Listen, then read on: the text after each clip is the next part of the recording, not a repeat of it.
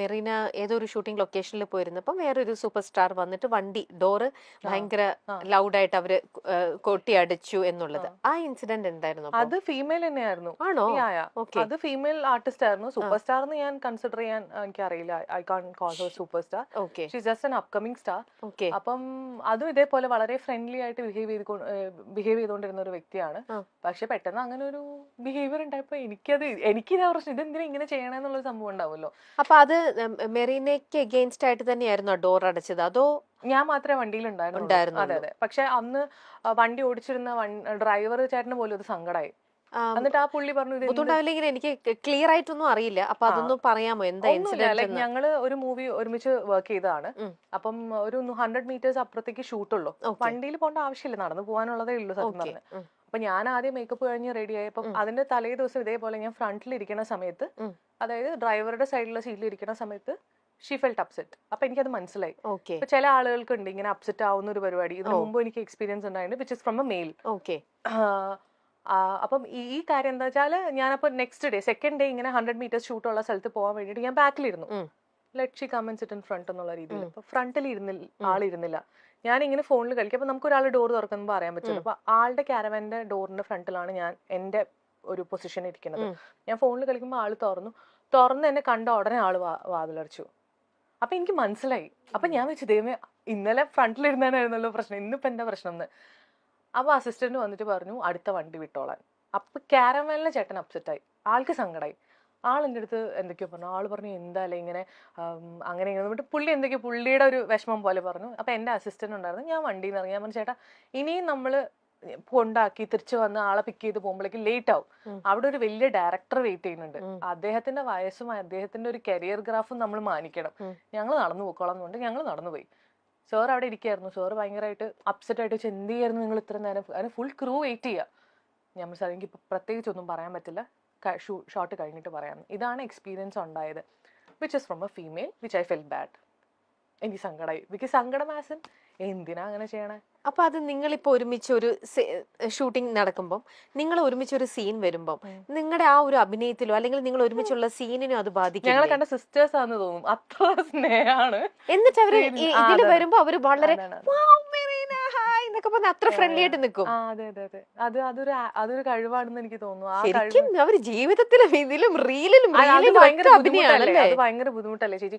Considering അവർ അങ്ങനെ ജീവിതത്തിലും സിനിമയിലും അഭിനയിക്കാന്ന് പറയുമ്പോൾ അവർക്കൊരു സ്വിച്ചിങ് ഇല്ലേ, അവർക്ക് റിയാലിറ്റി ആയിട്ട് സ്വിച്ചിങ്. ആ പേഴ്സണാലിറ്റി എത്ര ഫേക്ക് എന്നൊന്ന് മനസ്സിലാക്കിയ പോരെ. അവരെവിടെയാ ഇപ്പൊ ജെനുവിൻ ആവാറുള്ളത്? ഞാനിപ്പോ യൂസ് ടു ആയി. കാരണം നമുക്ക് ഇങ്ങനെ ഫേക്ക് ആയിട്ടുള്ള ആൾക്കാരെ കണ്ട് എനിക്ക് ശീലമായി. ഞാൻ പറയാം, എക്സ്പീരിയൻസ് ഫീമെയിൽ മെയിൽ എല്ലാം ഉണ്ട് എനിക്ക്. മെയിൽ ആയിട്ടുള്ള ഒരു ആക്ടർ ഇതേപോലെ ഞാനും വേറൊരു ആർട്ടിസ്റ്റും കൂടെ ഇരിക്കുന്ന സമയത്ത് പുള്ളി ഫ്രണ്ടിലിരുന്നു. ഫ്രണ്ടിലുള്ള സീറ്റ് നമ്മൾ ഒഴിച്ചു കൊടുത്തു, ബിക്കോസ് ഈഗോ അടിക്കണ്ടെന്ന് വെച്ചിട്ട്. ആള് വണ്ടി കയറിയ ഉടനെ എന്നെ കൺട്രോളർ വിളിച്ചിട്ട് നമ്മൾ കേൾക്കെ പറഞ്ഞു, എന്നാ പിന്നെ യൂണിറ്റിലെ ആൾക്കാരും കൂടെ കയറ്റായിരുന്നില്ലേ വണ്ടിയിൽ നിന്ന്. ഞങ്ങൾക്കത് സത്യം പറഞ്ഞാൽ ഭയങ്കര, ഞങ്ങൾ വിചാരിച്ചു ഇയാളെന്താ ഇങ്ങനെ സംസാരിക്കണം, യൂണിറ്റിലെ ആൾക്കാരെന്താ മോശമാണോ, ആ ചേട്ടന്മാരും പണിയെടുക്കുന്ന ആൾക്കാരല്ലേ ശരിക്കും. എന്നിട്ട് അവിടുന്ന് തന്നെ പുള്ളി വേറെ കാറിൽ കയറിപ്പോയി. ഇതൊരു 2 ദിവസം റിപ്പീറ്റഡ്ലി പുള്ളി ഇങ്ങനത്തെ സ്വഭാവം കാണിക്കാൻ തുടങ്ങിയപ്പോൾ ഞാൻ എൻ്റെ ഫ്രണ്ടായിട്ടുള്ള ആക്ടർ ഈ സ്വഭാവം കാണിച്ച പുള്ളിയും കൂടെ ഒരു കാറിൽ ഇരിക്കുന്ന സമയത്ത് ഞാൻ നല്ലോണം അടിയുണ്ടാക്കി. ഞാൻ പറഞ്ഞു എനിക്ക് അഡ്ജസ്റ്റ് ചെയ്യാൻ പറ്റുന്നില്ല, നിങ്ങൾ ആരാന്നാ വിചാരിച്ചത്. ഞാൻ നന്നായി അടിയുണ്ടാക്കി. അപ്പം കാറിന്റെ ഷോട്ട് പൊയ്ക്കൊണ്ടിരിക്കുക, ഫ്രണ്ടിൽ ക്യാമറ സെറ്റ് ചെയ്തിട്ടുണ്ട്, ഡയറക്ടർ ഇങ്ങനെ കുനിഞ്ഞിരിക്കുന്നുണ്ട്. ഡയറക്ടർ മറീന മിണ്ടല്ലേ എന്ന്. ഞാൻ പറഞ്ഞു സഹിക്കുന്നതിന് ഒരു പരിധിയില്ലേ, താൻ എന്താണെന്ന് വിചാരം കൊണ്ട് ഞാൻ കുറെ പറഞ്ഞു. അപ്പോൾ ആൾക്ക് മനസ്സിലായി. ആള് പറഞ്ഞു താൻ റെഡി ആകുമ്പോൾ സ്റ്റാർട്ട് ചെയ്യാമെന്ന്, ലൈക്ക് ഞാൻ റെഡി ആകുമ്പോൾ നമുക്ക് ഷോട്ട് സ്റ്റാർട്ട് ചെയ്യാമെന്ന്. എനിക്കന്ന് ശരിക്കും ഇൻസൾട്ടഡ് ആയിട്ടേ, I felt like I should react. ബാക്കിയുള്ളവർ പേടിച്ചിട്ട് പറയില്ലാന്നേ. പേടി എന്താന്ന് വെച്ചാൽ, ഇപ്പൊ ഈ ഡയറക്ടർ പോയിട്ട് ആക്ടർ എടുത്ത് എന്തെങ്കിലും പറഞ്ഞാൽ ആക്ടർ പറയാം നാളെ മുതൽ ഞാൻ വരില്ല, അവളോട് സോറി പറയാൻ പറയാം, അല്ലെങ്കിൽ നാളെ മുതൽ ഞാൻ വരില്ല, നിങ്ങൾ എല്ലാവരും യൂണിറ്റുകാരെല്ലാവരും വന്നിട്ട് സോറി പറയാൻ പറഞ്ഞെങ്കിൽ ഇവര് വലഞ്ഞു. കാരണം പ്രൊഡ്യൂസർ പൈസ എത്രയും നഷ്ടമാവും, ഡയറക്ടർക്കും ഈ കാല് പിടിച്ച് നടക്കണ്ടേ. അപ്പൊ എനിക്ക് പറയാനുള്ള ഞാൻ തന്നെ പറഞ്ഞു. Amar Akbar Anthony, Happy Wedding, Aby, Chunks, Vikruthi, 21 grams, കുറുക്കൻ, വിവേകാനന്ദൻ വൈറലാണ് എന്നിവയാണ് മെറീന മൈക്കിൾ എന്ന നടി നമുക്ക് നൽകിയ മികച്ച ചിത്രങ്ങൾ. വിനീത് ശ്രീനിവാസന്റെ നായികയായി മെറീന മൈക്കിൾ ഏറെ ശ്രദ്ധ നേടിയിട്ടുണ്ട്. ഒരു ഇന്റർവ്യൂവിൽ മെറീന മൈക്കിൾ പങ്കുവച്ച വാക്കുകളാണ് ഇപ്പോൾ ശ്രദ്ധ നേടുന്നത്. തന്റെ സുഹൃത്തായി പെരുമാറിയിരുന്ന നടി ഒരു ഹൈപ്പ് കിട്ടിയപ്പോൾ സ്വഭാവം മാറിയതിനെക്കുറിച്ചും ആ നടി തന്നോട് മോശമായി പെരുമാറിയതിനെക്കുറിച്ചുമാണ് മെറീന മൈക്കിൾ പറയുന്നത്. തന്റെ മുന്നിൽ ഡോർ ഡോറ് വലിച്ചടച്ചതിനെ കുറിച്ചുമൊക്കെ മെറീന മൈക്കൽ തുറന്ന് സംസാരിക്കുന്നുണ്ട്. ആരാണ് ആ നടിയെന്ന് കമന്റുകളിൽ നോക്കിയാൽ ഗ്രേസ് ആന്റണി എന്ന് പറയുന്നുണ്ട്. വിവേകാനന്ദൻ വൈറലാണ് എന്ന സിനിമയുടെ പ്രൊമോഷൻ സമയത്താണ് ഈ കാര്യങ്ങളെക്കുറിച്ചെല്ലാം ചർച്ചകൾ നടക്കുന്നത്. അവതാരകയുടെ ചോദ്യത്തിനാണ് മറീന മൈക്കൽ മറുപടി പറയുന്നത്.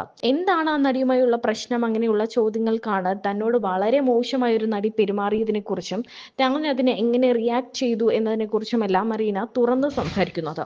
ഓക്കെ. മെറീനയുടെ ലൈഫിൽ നേരത്തെ ഏതൊരു ഇന്റർവ്യൂലൊക്കെ പറഞ്ഞതായിട്ട് കേട്ടിട്ടുണ്ട്. റിലേഷൻഷിപ്പ് ഉണ്ടായിരുന്നു, ബ്രേക്കപ്പ് ആയി.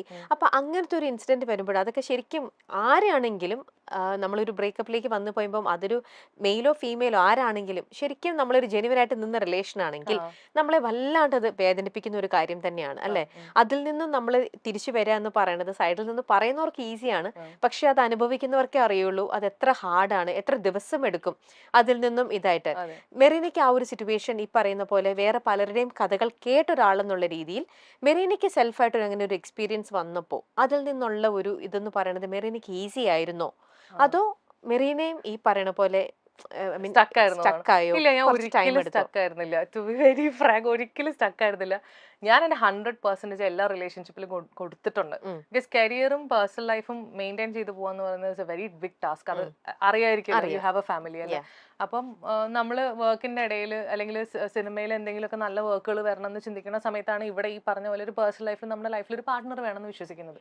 ഫസ്റ്റ് തിങ് ഞാൻ പറഞ്ഞില്ലേ, അത് ഞാൻ വിറ്റ ബിൽഡിംഗ് ആണ്. ഒരു ബിൽഡിംഗ് ഞാൻ കൊടുത്തൊഴിവാക്കി, വിച്ച് ഇസ് അവിടെ എന്ത് നടക്കുന്നു എന്നുള്ളത് എനിക്ക് അറിയേണ്ട ആവശ്യമില്ല. പക്ഷേ എപ്പോഴും എനിക്ക് ഉണ്ടായിരുന്ന എക്സ്പീരിയൻസസ് എല്ലാം ഈ പറഞ്ഞ പോലെ എന്നെ ചീറ്റ് ചെയ്യുക, അല്ലെങ്കിൽ എനിക്ക് സമയം ഉണ്ടാവില്ല ഇവിടെ എന്താ നടക്കുന്നതെന്ന് അറിയാൻ വേണ്ടിയിട്ട്. അപ്പൊ എന്റെ പ്രോബ്ലം ആരും എടുത്ത് കൊണ്ടുപോയിട്ടുണ്ട്, അവിടെ എന്താ പരിപാടി എന്ന് എനിക്കറിയില്ല. എന്റെ പ്രോബ്ലം ഇസ് സോൾവ്, അതങ്ങനെ പോയി. ഞാനൊരു 100% എല്ലായിടത്തും കൊടുത്തിട്ടുണ്ടെന്നാണ് ഞാൻ വിശ്വസിക്കുന്നത്. അപ്പൊ ലേറ്റർ ഓൺ ഒക്കെ എനിക്കത് വളരെ പോസിറ്റീവായിട്ട് തന്നെ തോന്നിയിട്ടുള്ളൂ. ലൈക്ക് അത് പോയല്ലോ, അല്ലെങ്കിൽ എനിക്കതൊരു എക്സ്പീരിയൻസ് ആയിട്ട് തന്നെയാണ് ഞാൻ കരുതുന്നത്. ബുദ്ധിമുട്ടുണ്ടാവും, കാരണം ഒരുപാട് കാലം നമ്മുടെ കൂടെ നടക്കുന്ന ഒരാൾ പെട്ടെന്ന് നമ്മുടെ ലൈഫിൽ നിന്ന് പോകുമ്പോൾ ചെറിയൊരു ബുദ്ധിമുട്ടുണ്ടാവും. കാരണം ഞാൻ പറഞ്ഞില്ലേ, അത്ര ഞാൻ അങ്ങനെ സർക്കിളിലേക്ക് ആൾക്കാരെ എടുക്കാറില്ല. ചെറിയൊരു ബുദ്ധിമുട്ടുണ്ടായിട്ടുണ്ടാവും, പക്ഷെ ഒരാഴ്ചയിൽ കൂടുതലൊന്നും അതും ഈ കരഞ്ഞു പിഴിഞ്ഞു നെവർ, അങ്ങനത്തെ ഒരു പരിപാടിയേ ഇല്ല. അത് വെരി സ്മൂത്ത് ആയിരുന്നു. ഞാൻ വളരെ ജെന്യൂൻ ആയിട്ട് പറയാണ്. എന്റെ കൂടെയുള്ള എല്ലാവർക്കും വെച്ചാൽ ഫ്രണ്ട്സിന് എല്ലാവർക്കും അറിയാം ഇങ്ങനെയാണെന്നുള്ളത്. സോ മേ ബി അവർക്കും ഒരു ചിന്ത ഉണ്ടാവും ഞാൻ കുറച്ച് ടോക്സിക് ആണെന്ന്.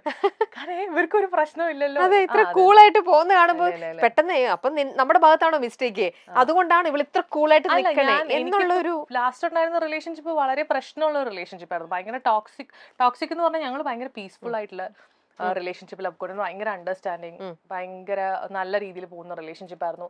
പക്ഷെ അതിന്റെ ഇടയിൽ ഈ പറഞ്ഞ പോലെ ഓൾ ഓഫ് എ സഡൻ പെട്ടെന്നൊരു പ്രശ്നം വന്നപ്പോൾ എനിക്കത് എന്താ സംഭവം എന്ന് മനസ്സിലാവാത്ത രീതിയിൽ ഒരു പ്രശ്നം വരുന്നു, ആള് പോകുന്നു, വേറെ റിലേഷൻഷിപ്പ് ആയിട്ടാണ് ആള് പോയതെന്ന് എനിക്ക് മനസ്സിലായി. അപ്പം എനിക്കൊന്നും ജഡ്ജ് ചെയ്യാൻ പറ്റാത്ത ഒരു ടൈമിലായിപ്പോയി. ബിക്കോസ് അച്ഛൻ മരിക്കുന്ന ഒരു ടൈം, അത് പിന്നെ പപ്പയ്ക്ക് ക്യാൻസർ ആയിരുന്നു. അപ്പൊ അത് ആ ടൈമിനിടയിൽ എല്ലാം കൂടെ ഒരുമിച്ച് വന്നപ്പോ നമുക്ക് ആ ഒരു സ്ട്രെസ് ഉണ്ടാവില്ലേ. പിന്നെ പപ്പയ്ക്ക് ഇവിടെ വയ്യാണ്ടിരിക്കുന്നതിനെക്കാട്ടി ഇമ്പോർട്ടന്റ് ആയിട്ടുള്ള ഒരു കാര്യം എന്റെ ലൈഫിലില്ല. ഇങ്ങനെ പോവേ വരെ എന്ത് വേണം ചെയ്യട്ടെ എന്നുള്ള രീതിയിലായിരുന്നു ഞാൻ അപ്പം. ബിക്കോസ് എന്റെ കംപ്ലീറ്റ് ഫോക്കസ് ഇവിടെ ഒരാൾ മരിക്കാൻ പോകുന്നു, അദ്ദേഹത്തിനെ എങ്ങനെ പ്രൊട്ടക്ട് ചെയ്യാം, എങ്ങനെ ടേക്ക് കെയർ ചെയ്യാന്നുള്ളത് മാത്രമായിരുന്നു എന്റെ ഫോക്കസ്. പക്ഷെ ആ ടൈം അതായതുകൊണ്ട് ഞാൻ രക്ഷപ്പെട്ടു. അല്ലെങ്കിൽ ഞാൻ രണ്ട് രീതിയിൽ ഡീൽ ചെയ്യേണ്ടി വന്നേനെ. ശരിക്കും ബാക്ക് ടു ആഫ്റ്റർ 2 years ആളുടെ എക്സ് എന്റെ നല്ല ബെസ്റ്റ് ഫ്രണ്ട്. ആ കുട്ടിയെ കരഞ്ഞ് വിളിച്ച് ബഹളം വെച്ചിട്ട് വിളിച്ച് സംസാരിക്കണേ. ഞങ്ങൾ നല്ല ഫ്രണ്ട്സ് ആണ്. ഇപ്പൊ അവരും ബ്രേക്കപ്പ് ആയി വിച്ച് ഇസ് ലൈക്ക് കർമ്മ എന്ന് പറയില്ലേ. അപ്പൊ അത് ഞാൻ അറിഞ്ഞു ഇങ്ങനെയൊക്കെയാണ് കാര്യങ്ങൾ എന്നുള്ളത് ഞാൻ അറിഞ്ഞു. ഞങ്ങൾ നല്ല ഫ്രണ്ട്സ് ആണ്. ഇപ്പൊ അദ്ദേഹത്തിന്റെ ഓരോ കാര്യങ്ങൾ പുള്ളിക്കാരി ട്രോള് പോലെ എന്നെ വിളിച്ചിട്ട് അല്ലെങ്കിൽ എനിക്ക് ഓഡിയോ വെച്ച് ഞങ്ങൾ ചിരിക്കുകയൊക്കെ ചെയ്യും. എനിക്ക് അവളുടെ പേര് പറയാൻ പറ്റില്ല, പക്ഷെ I really want to say but പറയാൻ പറ്റില്ല.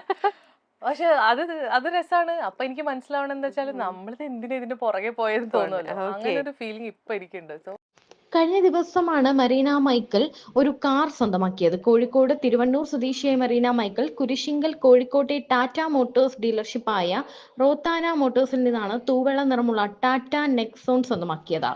ഏപ്രിൽ ടാറ്റ മോട്ടോഴ്സ് പുതുതായി അവതരിപ്പിച്ച XZ+ വേരിയന്റ് ആണ് എബി എന്ന സിനിമയിലൂടെ നായികയുമായി മാറിയ മറീന മൈക്കൽ കുരിശിങ്കൽ സ്വന്തമാക്കിയത്. 120 HP പവറും 170 Nm ടോർക്കും നിർമ്മിക്കുന്ന 1.2 ലിറ്റർ ടർബോ പെട്രോൾ എഞ്ചിനിലും 110 HP പവറും 260 Nm ടോർക്കും നിർമ്മിക്കുന്ന 1.5 ലിറ്റർ ഡീസൽ എഞ്ചിനിലും ടാറ്റ നെക്സോൺ ലഭ്യമാണ്. വലിയ പേരുകൊണ്ടും മികച്ച അഭിനയം കൊണ്ടും മലയാളത്തിൽ ആരാധകരെ നേടിയെടുത്ത താരമാണ് മറീന മൈക്കിൾ. ചുരുണ്ട മുടിയും ക്യൂട്ട് ചിരിയുമായി അഭിനയത്തിലും മോഡലിംഗിലും തിളങ്ങുന്ന മറീന മൈക്കിൾ ഇപ്പോൾ ഇൻസ്റ്റഗ്രാമിൽ സജീവം തന്നെയാണ്. അഭിനയത്തിലും മോഡലിംഗിലുമായി മലയാളികളുടെ പ്രിയങ്കരിയാണ് മറീന. സ്റ്റൈലൻ ചിത്രങ്ങളുമായി വന്ന ആരാധകരുടെ മനം കവർന്ന നടിയുടെ പുതിയ ചിത്രങ്ങളും പതിവ് തെറ്റിച്ചിട്ടില്ല. മലയാളത്തിന് പുറമെ തമിഴിലും നടി അഭിനയിച്ചിട്ടുണ്ട്. പക്ഷേ താരത്തിന് ആരാധകർ കൂടുതലും കേരളത്തിലാണ്. പൂർണ്ണമായും ഒരു മോളിവുഡ് താരമാണ് മറീന മൈക്കിൾ. ചെറുതും വലുതുമായി അനവധി സിനിമകൾ നടി മലയാളത്തിൽ ചെയ്തിട്ടുണ്ട്. വേഷങ്ങളുടെ വലിപ്പച്ചെറുപ്പം താരത്തെ ഒരു രീതിയിലും ബാധിക്കാറില്ല.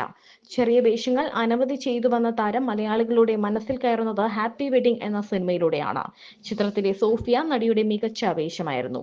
വെറും കൊമേഴ്സ്യൽ വേഷങ്ങളും അഭിനയ പ്രാധാന്യവുമുള്ള വേഷങ്ങളും നടി ചെയ്യാറുണ്ട്. സിനിമയോടൊപ്പം ഷോർട്ട് ഫിലിമുകളിലും നടി സജീവമാണ്. മോഡലിംഗ് ചെയ്യുന്ന നടിയുടെ ചിത്രങ്ങളും വീഡിയോകളും വളരെ പെട്ടെന്നാണ് ഹിറ്റാകുന്നത്. കഴിഞ്ഞ വർഷം നടി മലയാളത്തിൽ നിരവധി ചിത്രങ്ങളും ചെയ്തിട്ടുണ്ട്.